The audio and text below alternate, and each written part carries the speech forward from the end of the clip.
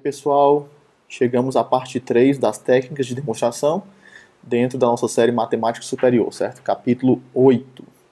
Então, já vimos algumas coisas sobre demonstração, já vimos demonstração direta e agora vamos ver a demonstração por contrapositiva ou demonstração por contraposição. O que é isso, pessoal? Então, isso é baseado, primeiro, não esqueçam de dar o like no vídeo, certo? Favoritar e compartilhar, certo? Isso ajuda bastante o canal. Voltando aqui, primeiro, demonstração por contrapositiva, certo? O que significa isso? Significa o seguinte: se eu tenho uma proposição e quero que ela implique em outra proposição, então eu quero que P implique em Q. Então dizer que a proposição P implica em Q é a mesma coisa, pessoal, é a mesma coisa que a gente chama de se e somente se você negar a sua tese implica na negação da sua hipótese. Isso é outra ferramenta, esse tio aqui é a negação, certo, pessoal? Então, isso é a negação. Então, se P implica Q, é a mesma coisa de não Q implica em não P. Então, você tem a hipótese, que é provar a tese, é a mesma coisa de você negar a tese e provar a negação da hipótese. Aqui, pessoal, você tem que ter muito cuidado, porque você tem que negar a tese, não negar a hipótese, né? Se você negar a hipótese, você não fica muito em boas posições, né? Porque a hipótese é o que você tem. Se você nega o que você tem não tem nada. Certo? Então, negar a tese. Certo? Então, vamos ver um exemplo aqui. Olha só essa frase. Se sou cearense, então sou brasileiro. Certo? Então, isso aqui é minha hipótese, que é o P, e isso aqui é minha tese, que é o Q. Então, se sou cearense, então sou brasileiro. E qual seria... Isso é verdade, né? Se eu sou cearense, é claro que isso implica que eu sou brasileiro, porque o conjunto dos cearenses está contido dentro do conjunto dos brasileiros.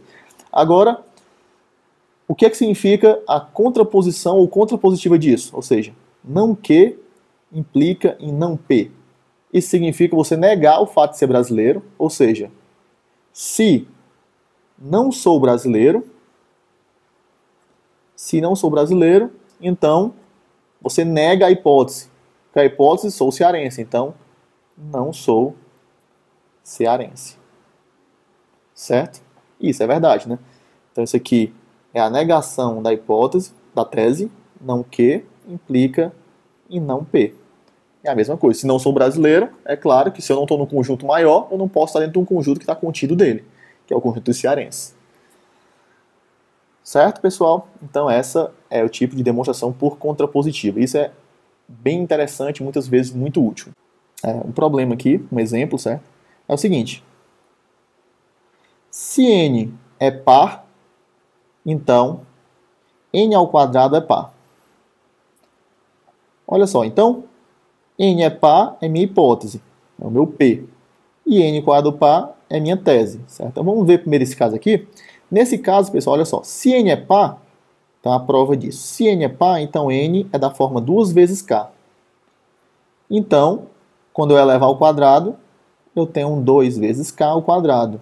Isso aqui é a mesma coisa de 4k ao quadrado. Ou seja, 2 vezes 2k ao quadrado. E 2k ao quadrado é um inteiro. Então, se n é da forma 2k, então n ao quadrado é 2 vezes alguma coisa.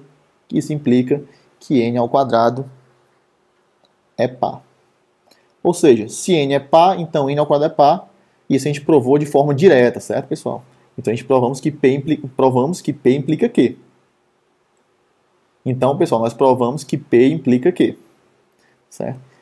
Mas, se a gente quiser provar a recíproca, se n ao quadrado é par, então n é par. Ou seja, se o quadrado de um número é par, então a base tem que ser par também.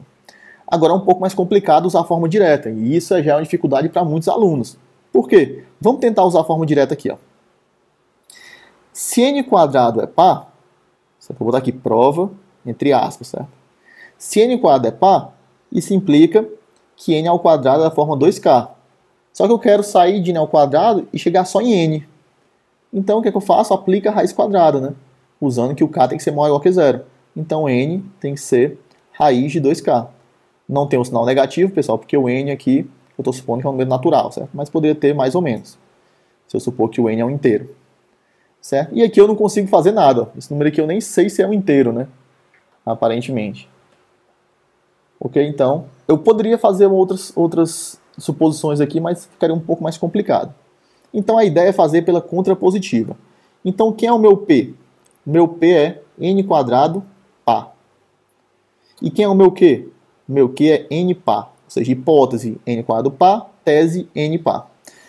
Então, eu quero provar que P implica em Q. Então, eu vou usar a contrapositiva. Qual a contrapositiva disso? Não Q implica em não P. Certo?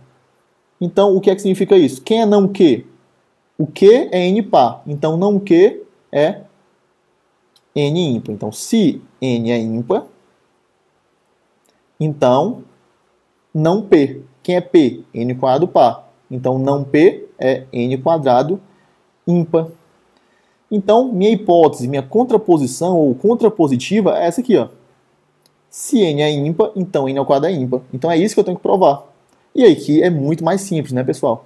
Por quê? Se o n é ímpar, o n é da forma 2k mais 1. Então, quando eu elevar ao quadrado, isso aqui é 2k mais 1 ao quadrado. Isso aqui é 4k ao quadrado mais 4k mais 1, que é a mesma coisa de 2 vezes 2k ao quadrado mais 2k mais 1. Ou seja, é 2 vezes alguma coisa inteira mais 1. E isso é ímpar. Então, vimos aqui que às vezes é muito mais simples provar algo pela contrapositiva, certo, pessoal? Então, não esqueçam desse métodozinho, pode ser muito útil, certo? Muitas vezes é bem útil. Ok? Então, grande abraço, certo? Se inscrevam no canal, compartilhem o vídeo, não se esqueçam das redes sociais, é muito importante, certo? Deixem o like, deixem seus comentários também e um grande abraço a todos.